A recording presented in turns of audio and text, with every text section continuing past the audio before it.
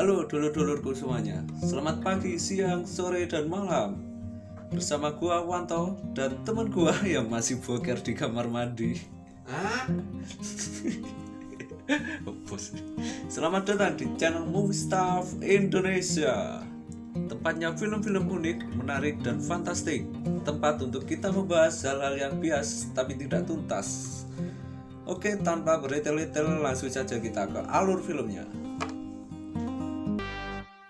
Tut tut tut tut tat tut tut tut tat. Film kali ini berjudul Beyond the Edge yang rilis pada tahun 2018.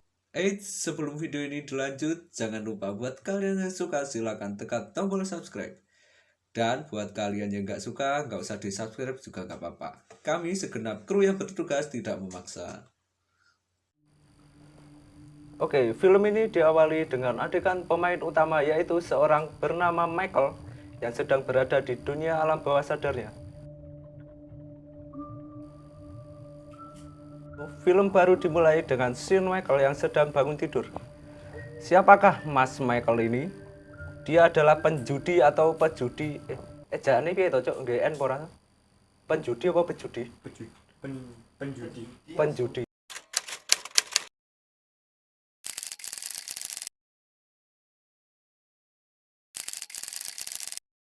Alah, boh. Ya, penjudi. Penjudi yang berusaha untuk mencari cara agar dapat memenangkan berbagai model kasino kelas atas. Ia menyamar sebagai pekerja di salah satu klub poker untuk mempelajari calon lawan mainnya dan melakukan berbagai kecurangan. Ia menyebut dirinya adalah con artist. Dan akhirnya rencana Michael sudah matang untuk dijalankan.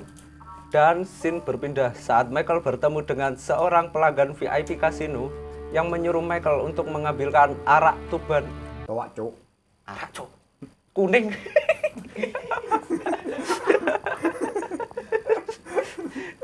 Setelah itu, Michael berjalan ke ruang ganti dan bertemu dengan calon musuhnya. Di kamar ganti, Michael membuka kostum samarannya dan bersiap untuk menjalankan aksinya di kasino kelas luxury. Bagaimana Michael bisa masuk di kasino yang kelas mewah? Di sini dijabarkan, yaitu ketika Michael memberikan arak tuban tadi ke Mas Botak tadi, Michael sengaja memberikan obat tidur ke Mas Botak agar tidak sadarkan diri, dan Michael bisa mengambil kartu VIP milik Mas Botak. Nah, dari sini kalian paham kan? Dengan itulah Michael bisa masuk ke kasino dengan kelas yang luxury. Permainan pun tiba. Michael sudah mengetahui trik-trik musuhnya. Michael bisa mengetahui trik-trik musuhnya karena di scene tadi diperlihatkan ketika masih menyamar sebagai pelayan, dia sengaja menguping rencana musuhnya. Nah, saat dia berjalan tadi loh di lorong ketemu musuhnya tadi. Di awal-awal Michael memang unggul karena dia juga menggunakan kacamata Iron Man. Cuk. Rasanya seperti Anda menjadi Iron Man. Udah ding. Rasanya anjing banget. Michael menggunakan kacamata Iron Man yang canggih sehingga dia bisa melihat angka di kartu lawannya. Dan di pertengahan ada seseorang yang ikut bergabung. Merasa dirinya sudah unggul, Michael memancing musuhnya untuk bertaruh dengan semua uangnya. Michael merasa dirinya akan menang, namun hal itu salah. Ternyata musuhnya yang baru datanglah yang menang. Michael pun terheran-heran, kok bisa dia menang? Ternyata musuhnya mempunyai kekuatan unik yang bisa memanipulasi penglihatan lawannya. Michael melihat angka kartunya yang unggul yaitu K dan 10. Ternyata itu adalah manipulasi musuhnya karena sebenarnya kartu Michael adalah 5 dan 3. Alhasil semua uang yaitu sejumlah 5 juta euro dibawa oleh musuhnya tadi. Michael pun mencoba mengejarnya, namun lagi-lagi dia dimanipulasi penglihatannya. Yang dikira itu musuhnya, ternyata itu adalah orang lain yang sedang membawa koper persis seperti musuhnya, yang berisikan kertas ujian anak STM. Iya, cok, kayak kertas ujian, bangsa. Dan akhirnya Michael pun ditangkap oleh pemilik kasino yang bernama Victor. Di sini Victor rugi 5 juta euro. Kenapa rugi ya? Karena Victor harus membayar kompensasi pemain atas kekalahan mereka. Dan Victor ingin Michael memberikan kembali uang sejumlah 5 juta euro itu dan memberikan waktu selama 1 minggu. Dan di hari ke-7, Michael memutuskan untuk ke kasino di tengah hutan milik teman lamanya yang bernama Leon. Di sana, Michael bercerita tentang kekalahannya dan bertemu musuhnya yang mempunyai kemampuan memanipulasi penglihatannya tadi. Dan tidak disengaja, Michael melihat kalung dengan simbol yang sama persis yang ada di lengan musuhnya tadi. Michael coba bertanya kepada Mas Gimbal, maksud gua kepada Leon, apakah simbol itu? Dan di situ Mas Gimbal memperlihatkan buku primbon. maksud gua buku ya tentang sejarah simbol itu. Dan bercerita kalau orang yang mempunyai simbol itu adalah orang yang terpilih, yang mempunyai kemampuan yang khusus dan unik, seperti musuh Michael tadi kan. Dan Michael mencoba untuk mempelajari buku itu di kamarnya, di kamar Mas Gimbal tadi ya. Lalu scene berpindah ke musuhnya Michael yang tadi ternyata bernama Alex. Dia terlihat sedang memberikan uang 5 juta euro tadi ke seseorang yang ternyata itu adalah ayahnya Michael. Dan mengapa Alex memberikan uang yang banyak itu tadi ke ayahnya Michael? Karena di sini dijelaskan ayahnya Michael ingin mengetes Michael agar dia bisa mempunyai kekuatan khusus seperti ayahnya. Jadi ayahnya di sini juga punya bukan cowok, juga memiliki simbol yang sama yang tadi berbentuk seperti lepek, cok. Dan di hari ke-6 Michael mencoba mengumpulkan orang-orang yang mempunyai kekuatan super yang dia tahu lewat buku primbon tadi. Yang pertama, dia adalah Eric, yaitu anak orang kaya yang mempunyai kekuatan telekinesis. Dan buat kalian yang belum tahu telekinesis itu apa, yaitu adalah dia bisa menggerakkan benda dengan pikirannya. Dan kedua adalah Tony. Dia adalah seorang supir taksi yang mempunyai kekuatan yang juga unik. Dia dapat mengendalikan mesin dengan pikirannya. Dan ketiga adalah Kevin. Kevin adalah anak autis yang sedang dirawat di rumah sakit jiwa. Karena dia sedikit agak gila, oleh karena itu dia dimasukkan ke dalam rumah sakit jiwa. Yaitu dia mempunyai kekuatan yang dapat menghipnotis orang hanya dengan melihatnya saja. Dan di hari ke-5, Michael mencoba membriefing mereka dan menyusun rencana untuk menang di kasino dan mendapatkan uang yang lebih banyak. Di sini, Michael mencoba melatih mereka. Pertama, Michael melatih Eric agar dia dapat menggerakkan dadu, agar dapat memunculkan angka yang dia inginkan. Lalu, Tony yang berlatih untuk mengendalikan CCTV agar tidak terlihat mencurigakan. Dan selanjutnya, ada si Kevin yang mencoba berlatih menghipnotis si pelayan kasino agar pelayan kasino tidak curiga dengan mereka. Latihan mereka pun terlihat sangat lancar. Dan Michael mencoba meninggalkan mereka agar mereka berlatih sendiri dan melihat apakah mereka bisa lancar tanpa komando si Michael.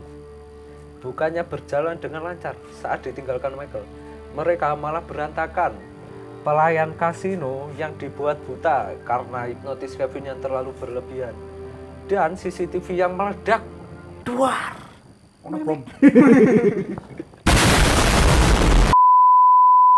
Lalu di hari ke-4, Michael terpikirkan untuk mengajak seseorang yang tersisa satu lagi, yaitu nenek tua yang bernama Mbok Tamara.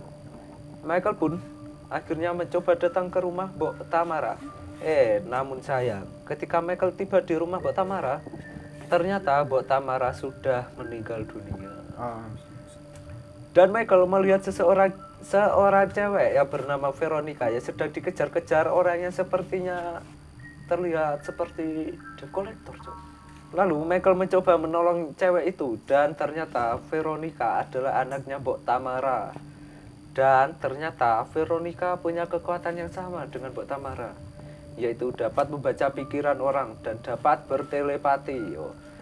Lalu Michael menawari Veronica untuk bergabung dengan dia dan timnya. Dan tim pun sudah terbentuk. Di hari ketiga, Michael memperkenalkan Veronica dengan teman-teman setim lainnya. Dan saat itu juga Michael melatih Veronica agar dapat berbicara dalam hati dengan satu tim lainnya, atau bisa disebut telepati tadi. Dan latihan mereka pun berhasil. Lalu Michael mengajak timnya memilih kostum untuk dipakai saat berada di kasino. Tony menjadi manajer transportasi dan Kevin menjadi anak pewaris harta. Sedangkan Eric menjadi dirinya sendiri, yaitu anak orang kaya. Dan Veronica menjadi tunangannya si Michael. Dan cuk, Michael iso, cuk. Bajingan. Enak cuk, mantap bangsat. Cok ayu, cok. Di hari kedua, mereka pun melancarkan aksinya dengan datang ke kasino tadi. Ya, yaitu kasino milik si Victor. Di awal-awal, Eric bermain apa coy, iki jenengan permainan iki lho, Cuk. Dengan mudah kita sebut saja lempar pilus. Ora, cok. Pilus iki, Cuk. Main togel. Togel iku. Dan Tony yang bermain dengan dingdong. Maksud gua jackpot. Dan Michael, Kevin, dan Veronica yang pemanasan bermain gaple. Lalu permainan mereka pun berhasil dengan lancar. Tony yang terus-terusan menang dingdong dan Eric yang terus-terusan menang lempar pilus sambil terus-terusan minum ciu. Sementara itu Michael cukup gelisah karena Eric dan Tony yang tidak terkontrol. Eric dan Tony pun menang dengan jumlah yang sangat banyak. Dan Michael takut kalau ada yang mencurigai mereka. Dan ternyata sudah gue duga, Eric dan Tony pun ditangkap oleh security. Nah loh, ya kan. Dan ternyata ternyata security tadi adalah suruhan Michael. Dan Michael pun memberitahu mereka agar lebih mengontrol lagi dan lebih berhati-hati dalam bermain dengan kekuatan mereka. Dan setelah briefing lagi, mereka pun melanjutkan lagi aksinya. Dan kali ini mereka menjalani aksinya dengan sangat lancar dan memenangkan kasino. Cok menangnya agak cok, dan mendapat uang sejumlah 10 juta euro. Lalu mereka merayakan kemenangan mereka dengan bersenang-senang di pantai sambil minum ciu dan arak tuban.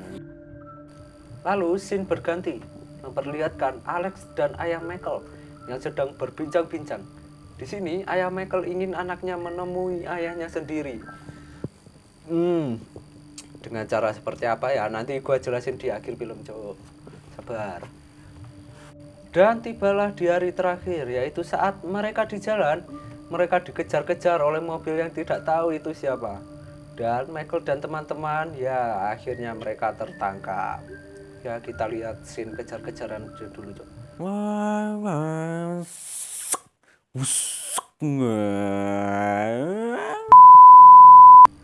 Dan ternyata yang menangkap mereka adalah orang suruhan Victor. Dan ternyata Victor tidak mengincar uangnya, namun Victor lebih menginginkan teman-temannya yang mempunyai kekuatan yang unik untuk dimanfaatkan oleh Victor agar kasino Victor bisa memenangkan lebih banyak uang. Lalu Victor menyuruh teman-teman Michael untuk bekerja dengannya, namun Michael menolaknya.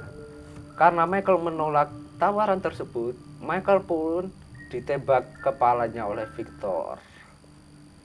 Dan scene berganti saat teman-teman Michael yang sedang bekerja di kasino milik Victor. Dan tidak disangka Tony, Eric, dan Kevin ternyata bertemu dengan Michael di toilet. Lah, kok bisa? Nah terus yang ditembak tadi siapa, cok? Nah sabar, nanti akan gue jelasin di akhir film ini. Lalu Michael bertanya, di mana Veronica? Ternyata Veronica lebih memilih untuk pergi di dunia alam bawah sadarnya daripada bekerja di kasino milik Victor. Dan sampai saat ini Veronica pun masih belum sadar. Lalu Michael mencoba mencari Veronica dan berencana mengajaknya kembali ke dunia nyata. Dan akhirnya Veronica pun telah ditemukan. Michael dan teman-temannya membawa Veronica ke sebuah kamar besi.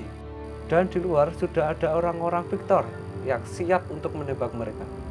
Di sini, Michael menyuruh Kevin untuk membawanya ke alam bawah sadarnya dengan kekuatan Kevin. Lalu, Kevin pun berhasil membawa Michael ke alam bawah sadarnya. Michael mencoba mencari Veronica dari pintu ke pintu, dan akhirnya Michael pun bertemu dengan Veronica. Lalu, Michael mencoba untuk mengajak Veronica kembali ke dunia nyata. Namun, Veronica menolaknya. Dan dengan kekuatan cinta, Michael pun merayu Veronica dan Veronica pun akhirnya mau diajak ke dunia nyata. Enak cok, mari pengen bangsat. Namun, Michael menyuruh Veronica untuk duluan ke dunia nyata karena Michael ingin bertemu dengan ayahnya dulu di alam bawah sadarnya. Nah, dari sini kita bisa tahu kenapa Michael masih bisa hidup lagi setelah ditembak oleh anak buah Victor. Karena di sini ayah Michael memberikan kompas bertuah dan mewariskannya ke anaknya, yaitu Michael, dan mewarisi kekuatannya yang dapat memanipulasi kenangannya atau masa lalunya. Di sini ayah Michael mengajak Michael ke kenangannya, yaitu saat Michael mau ditembak oleh anak buah Victor. Di sini mereka memanipulasi kenangan Michael dan membuat Michael tidak tertembak dan masih bertahan hidup sampai sekarang. Nah, jadi itu kenapa Michael bisa hidup lagi. Lalu akhirnya Michael pun kembali ke dunia nyata. Dan mereka bersiap-siap untuk keluar sambil membawa semua uang mereka. Lalu mereka pun keluar dengan santuy tanpa adanya anak buah Victor di luar. Lah, kok bisa? Kan tadi banyak anak buah. Ya, tentunya dengan kekuatan baru Michael. Dia memanipulasi masa lalunya dengan datang ke masa lalu karena dulu dia kan juga menyamar bekerja di kasino milik Victor ini kan. Ya, di awal-awal film tadi kan sudah diperlihatkan ketika Michael menyamar tadi. Lalu Michael memanipulasi dengan mengubah pintu besi itu yang tadinya mengarah ke anak buah Victor, dan oleh Michael dirubah menjadi di belakang. Dan dengan itulah mereka dapat keluar di kamar besi tadi dengan santuy. Nah, dari itu mereka membawa uang kasino tadi dan mereka bisa keluar dengan santuy. Lalu scene berpindah saat mereka sedang berjalan di tepi pantai sambil membondong uang yang sebanyak tadi, cuy. Dan film pun tamat. Bagaimana film tadi? Menarik? Dan apa hal yang bisa dipetik dari film tadi? Hal yang bisa dipetik adalah berjudilah dengan baik dan benar. Jangan berjudi dengan curang, oke? Das bro. Baik. Nah, kalian juga bisa request film yang menurut kalian seru buat kita selentrakan di sini. Langsung saja tulis di kolom komentar. Mohon maaf apabila ada salah kata. Gua Wanto dan teman gua Yuri. See you next video. Sampai jumpa.